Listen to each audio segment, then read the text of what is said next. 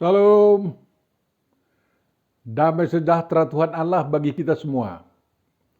Saya bersyukur kepada Tuhan bahwa kita dapat bersua kembali melalui channel ini, sebab saya sudah menduga tidak sempat lagi menulis khotbah ini dan merekamnya untuk disiarkan di YouTube. Oleh karena saya di hari-hari ini mengalami tekanan darah yang tinggi hingga 200/100. Tetapi berkat doa yang tekun, Tuhan memberikan kesempatan menulis dan merekamnya lalu menyiarkannya.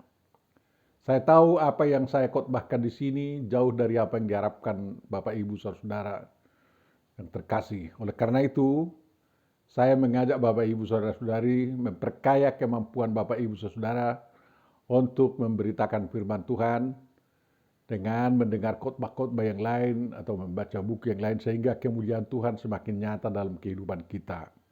Tapi jangan lewatkan untuk mendengarkan khotbah yang singkat ini.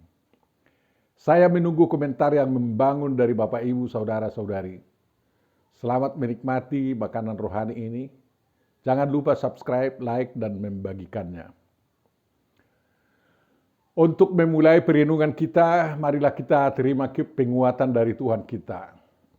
Damai sejahtera Tuhan yang melampaui segala akal budi manusia, kiranya memenuhi hati dan pikiran kita dalam memahami firman yang sampai kepada kita pada kesempatan ini. Amin. Firman yang sampai kepada kita diambil dari kitab Mazmur pasal 50 ayat 1 sampai 6, yakni Evangelium pada minggu ke-8 setelah Trinitas tanggal 7 Agustus tahun 2022. Mari kita baca bersama. Mazmur Asaf. Yang Maha Kuasa Tuhan Allah berfirman dan memanggil bumi dari terbitnya matahari sampai kepada terbenamnya. Dari Sion, puncak keindahan, Allah tampil bersinar. Allah kita datang dan tidak akan berdiam diri. Di hadapannya api menjilat, sekelilingnya bertiup badai yang dahsyat.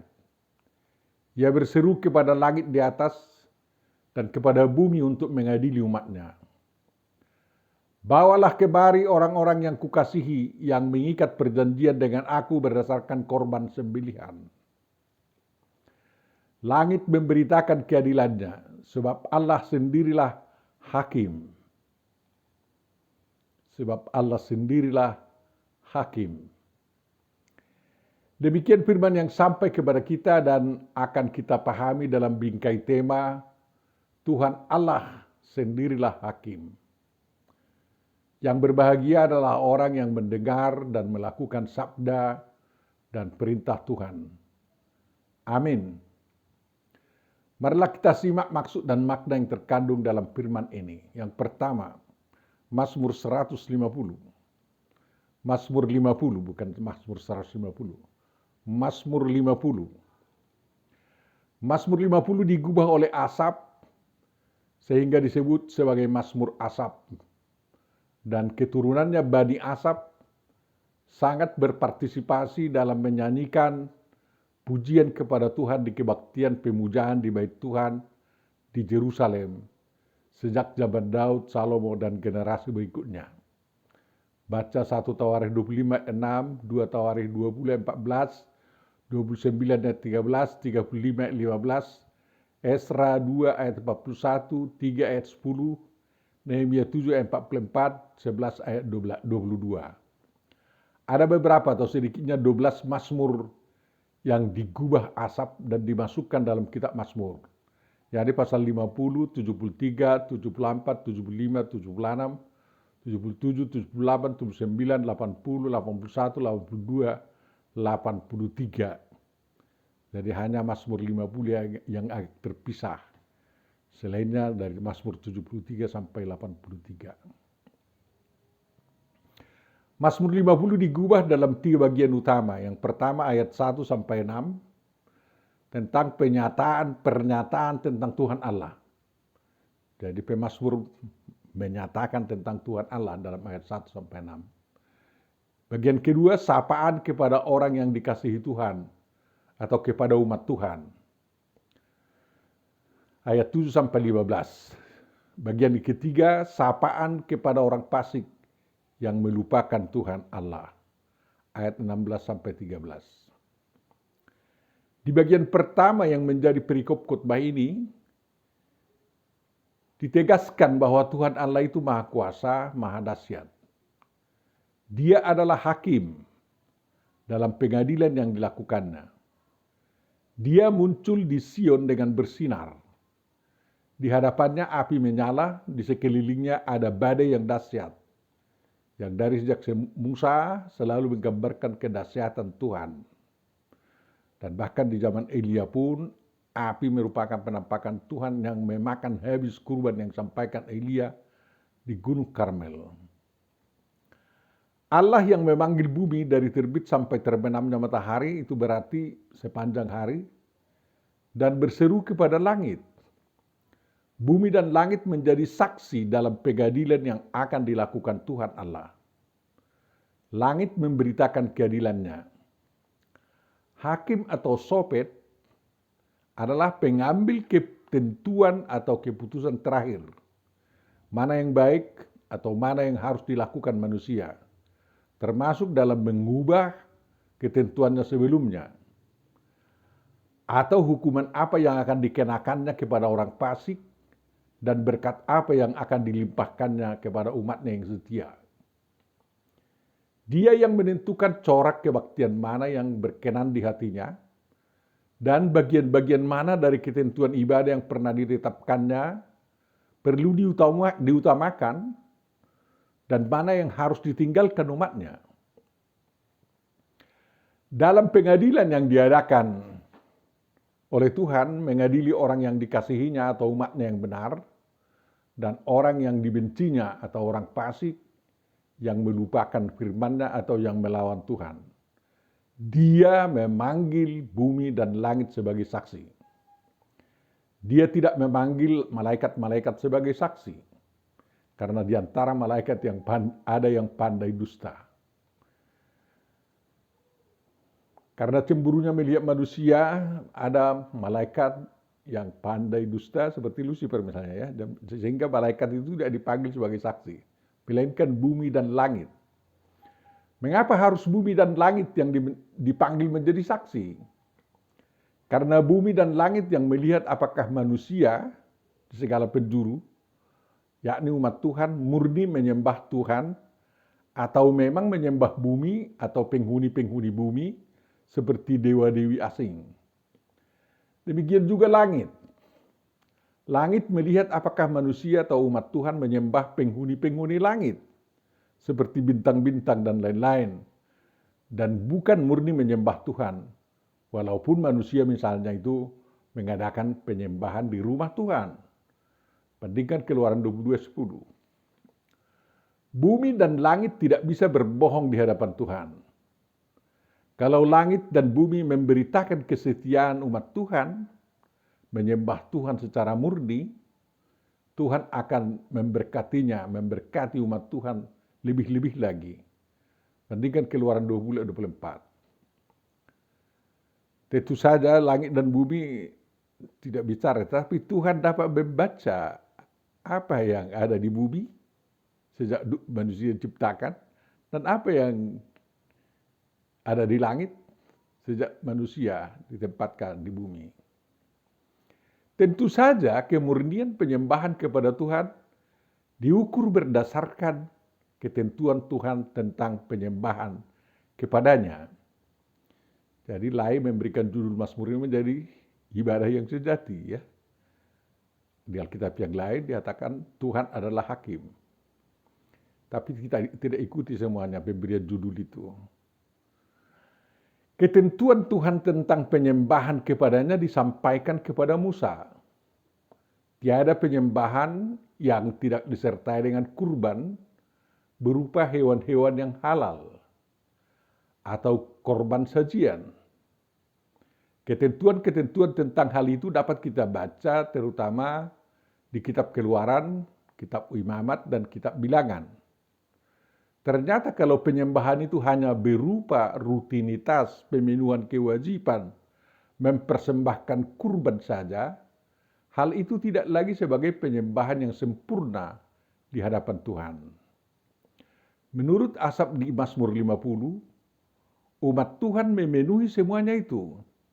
Tetapi dalam pengadilan Tuhan, umat Tuhan masih dinyatakan terhukum.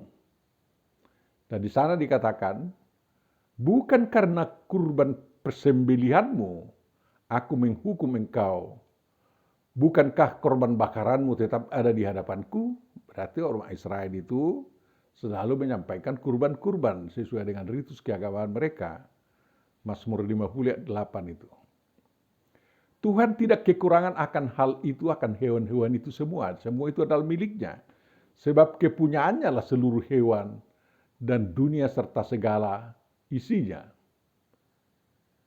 Tuhan mengaturkan apa yang harus mendapat penekanan dalam penyembahan kepadanya. Yakni, persembahkanlah syukur sebagai korban kepada Allah dan bayarlah nazarmu kepada yang maha tinggi. Berserulah kepadaku pada waktu kesesakan, aku akan meluputkan engkau dan engkau akan memuliakan aku. Demikian Mazmur 50 ayat 14-15. Ketentuan Tuhan, jikalau seseorang mempersembahkan korban keselamatan untuk memberi syukur, haruslah beserta korban syukur berupa roti bundar yang tidak beragi, yang diolah dengan minyak, dan roti tipis yang tidak beragi, yang diolesi dengan minyak, serta roti bundar dari tepung yang terbaik yang teraduk, yang diolah dengan minyak. Baca Imamat 7 ayat 12. Penyembahan kepada Tuhan harus menekankan syukur atas segala penyertaan dan kasih setia Tuhan. Syukur itu adalah ungkapan hati. Korban syukur itu adalah perbuatan tangan. Selain itu, umat Tuhan harus membayar nazar mereka kepada Tuhan. Nazar artinya janji yang sungguh-sungguh atau yang disumpahkan kepada Tuhan Allah untuk digenapi dan penggenapannya tidak bercacat sedikit pun. Bandingkan Mazmur 76 ayat 12. Ada nazar pribadi dan ada juga nazar kolektif bangsa Israel selaku bangsa pilihan Tuhan. Agar umat Israel tidak terhukum, mereka harus membayar nazar mereka kepada yang maha tinggi. Umat Tuhan secara kolektif juga harus membayar nazar mereka, agar mereka tidak terhukum oleh hakim agung itu. Apa nazar umat Israel rupanya? Walaupun tidak disebut nazar, tapi dapat dikategorikan sebagai nazar umat Israel, apa yang dijanjikan mereka dengan sungguh-sungguh kepada Tuhan di hadapan Joshua bin Nun, pemimpin mereka waktu itu. Mereka menjanjikan, kepada Tuhan Allah kita kami akan beribadah dan firman-Nya akan kami dengarkan. Joshua 24 ayat 24. Perkataan Salomo kepada umat Israel sewaktu pentahbisan bait suci di Yerusalem, nazar itu diulangi kembali sewaktu dikatakan, hendaklah perkataan yang telah kupohonkan tadi di hadapan Tuhan dekat pada Tuhan Allah kita siang dan malam, supaya ia memberikan keadilan kepada hamba-Nya dan kepada umat-Nya Israel menurut yang perlu pada setiap hari, supaya segala bangsa di bumi tahu bahwa Tuhanlah Allah dan tidak ada yang lain. Dan hendaklah kamu berpaut kepada Tuhan Allah kita dengan sepenuh hatimu dan dengan hidup menurut segala ketetapan-Nya dan dengan tetap mengikuti segala perintah-Nya seperti pada hari ini. Demikian Salomo dalam 1 Raja 8 ayat 59 sampai 61. Bangsa Israel harus membayar nazar ini dari hari ke hari selama bangsa Israel ada. Yang paling utama yang tidak boleh dilupakan oleh bangsa Israel dalam penyembahan mereka kepada Tuhan, agar mereka tidak dihukum oleh hakim itu adalah firman Tuhan yang mengatakan, berserulah kepadaku pada waktu kesesakan. Mazmur 50 ayat 15a. Bangsa Israel tidak boleh merasa akan sudah terselamatkan atau sudah selamat karena sudah memenuhi dan menyampaikan kurban persembahan, termasuk kurban keselamatan kepada Tuhan. Memberi kurban tidak menyelamatkan. Itu hanya ritus penyembahan saja. Keselamatan dari kesesakan akan datang apabila penyembah berseru kepada Tuhan meminta keselamatan itu. Lalu Tuhan akan mendengar seruan itu dan dia bertindak membawa atau menganugerahkan keselamatan itu. Karena bangsa Israel dengan penuh tangisan berteriak kepada Tuhan di Mesir, maka Tuhan mendengarnya dan dia datang menyelamatkan mereka. Keluaran 2 ayat 23-25. Dalam bahasa Mazmur 50 ayat 15b, aku akan meluputkan engkau dan engkau akan memuliakan aku, kata Tuhan, apabila bangsa Israel berseru kepada Tuhan. Menjawab doa Salomo pada penghabisan bait suci itu, dikatakan begini, telah kudengar doamu dan telah kupilih tempat ini bagiku sebagai rumah persembahan. Bila mana aku menutup langit sehingga tidak ada hujan, dan bila mana aku menyuruh belalang memakan habis hasil bumi, dan bila mana aku melepaskan penyakit sampar dari antara umatku di antara umatku, dan umatku yang atasnya namaku disebut, merendahkan diri berdua dan mencari wajahku, lalu berbalik dari jalan-jalannya yang jahat, maka aku akan mendengar dari surga dan mengampuni dosa mereka, serta memulihkan negeri mereka. 2 Tawarikh 7 ayat 12-14. Jadi dalam kebaktian itu, dalam penyembahan kepada Tuhan, harus diisi dengan syukur, kemudian seruan untuk dilepaskan, dan juga membayar nazar.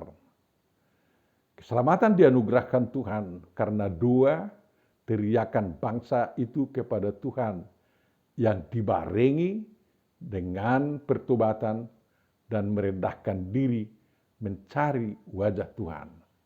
Itu juga berlaku sampai sekarang dalam penyembahan kita kepada Tuhan Jehovah dalam Yesus Kristus Roh Kudus. Poin yang kedua yang perlu kita renungkan. Pemazmur menuliskan sapaan berupa teguran yang sangat keras dari Tuhan kepada orang-orang fasik yang membenci teguran, mengesampingkan firman Tuhan, berkawan dengan pencuri, bergaul dengan pezina, yang mulutnya mengucapkan kejahatan, lidahnya penuh tipu daya, pengata-ngatai orang, pemfitnah anak ibunya, dan yang membuat Tuhan Allah sederajat dengan dirinya, dan yang melupakan Allah. Selaku hakim, Tuhan akan mengadili mereka dengan keras. Jadi orang-orang fasik ini akan diadili oleh Tuhan dengan keras. Itu perlu harus kita camkan agar kita tidak jatuh menjadi orang fasik. Tuhan akan memperkarakan semua perilaku mereka di hadapan pengadilan Tuhan. Lalu Tuhan akan menghukum mereka, bahkan akan menerkam mereka seperti singa menerkam mangsanya, dan tidak ada yang melepaskan mereka. Kalau bagaimana kalau tidak ada pertobatan? Hanya ada satu tawaran bagi mereka sebelum tiba hari penghakiman itu. Siapa yang mempersembahkan syukur sebagai korban, ia memuliakan aku. Siapa yang jujur jalannya, keselamatan yang dari Allah akan kuperlihatkan kepadanya. Mazmur 50 ayat 23. Para orang fasik masih punya alasan untuk bersyukur kepada Tuhan, yakni karena mereka masih dapat menikmati udara sehat, terang yang cukup, waktu yang cukup, dan nyawa yang terpelihara, yang semuanya itu bukan hasil karya mereka, melainkan merupakan pemberian Tuhan.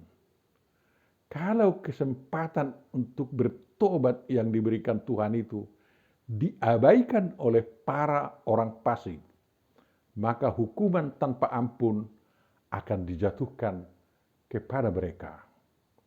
Demikian juga saudara-saudaraku yang terkasih, karena Tuhan telah menawarkan keselamatan dalam Yesus Kristus, dalam karya yang dikerjakan oleh Tuhan Yesus Kristus dan memanggil manusia untuk bertobat mengikut Tuhan dalam Yesus Kristus, kalau panggilan ini diabaikan, maka hukuman yang lebih berat dari hukuman yang dikatakan dalam Perjanjian Lama akan ditimpakan kepada orang-orang yang menyangkal Tuhan Yesus Kristus sebagai anak Allah, sebagai Tuhan, dan sebagai Juru Selamat. Yang ketiga, Bapak Ibu Saudara, apa yang dapat kita pelajari dari Mazmur 50 ini?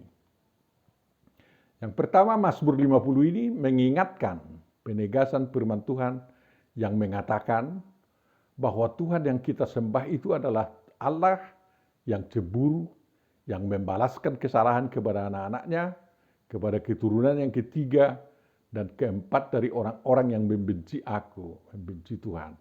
Tetapi Tuhan yang menunjukkan kasih setia kepada beribu-ribu orang, yaitu mereka yang mengasihi Tuhan dan yang berpegang pada perintah-perintahnya. Baca Keluaran 5 ayat 9b sampai 10 dan sejajarnya di kitab Ulangan. Itu kan selalu kita baca sewaktu membacakan hukum Taurat Tuhan. Kecemburuan Tuhan memicu kehadirannya sebagai kehadiran yang sangat dahsyat dan bisa memusnahkan orang-orang yang tidak konsisten mengikutinya. Dia datang sebagai hakim kepada orang yang dikasihinya dan bagi orang fasik dan orang yang melupakannya. Tidak ada yang luput dari penghakiman dalam pengadilan yang dia lakukan. Sikap Tuhan ini tidak berubah dalam kedatangannya dalam diri Tuhan Yesus Kristus Roh Kudus. Melalui karya, kematian, kebangkitan Yesus Kristus, Tuhan menyediakan jalan keselamatan bagi umat manusia. Tetapi kemudian dia akan datang sebagai hakim yang akan mengadili umat manusia dan akan menghukum berat orang yang menolak keselamatan yang dianugerahkannya kepada umat manusia. Dalam pengakuan kita selalu kita katakan, dan dari sana dia akan datang kembali untuk menghakimi orang yang hidup dan yang mati. Demikian tegas itu bahwa Tuhan Yesus adalah hakim seperti diberitakan dalam Mazmur ini. Karena Tuhan Yesus adalah penampakan daripada Jehovah Elohim, Tuhan yang Maha Esa itu. Arti yang kedua untuk kita, untuk luput dari hukuman yang akan ditimpakan Tuhan, manusia harus segera bertobat.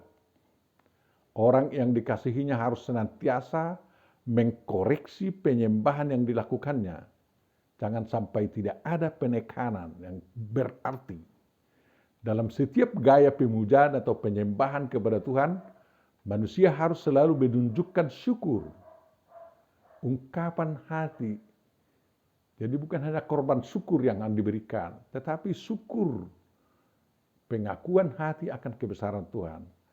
Manusia baik yang mengasihi Tuhan dan yang membenci Tuhan harus menyatakan syukur kalau memang sudah orang yang melawan Tuhan itu sudah bertobat.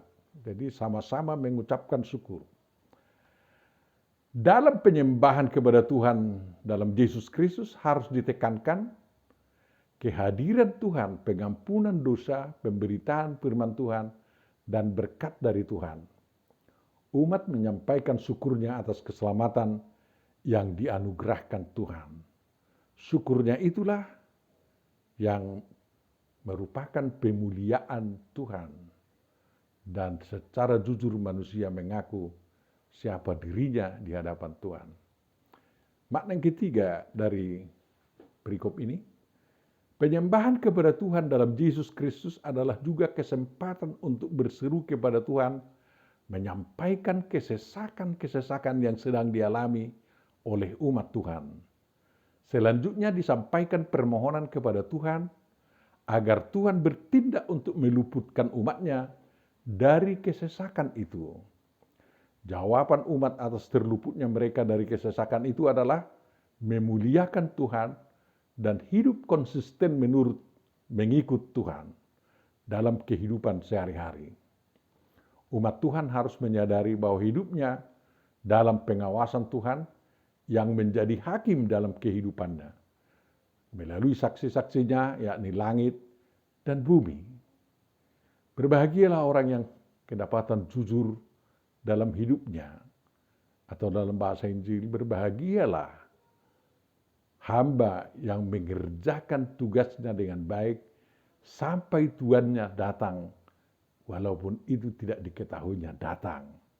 Berbahagialah orang Kristen yang melakukan tugasnya dengan setia sampai kedatangan Kristus kedua kalinya sebagai hakim ke dunia ini. Amin. Mari kita berdoa.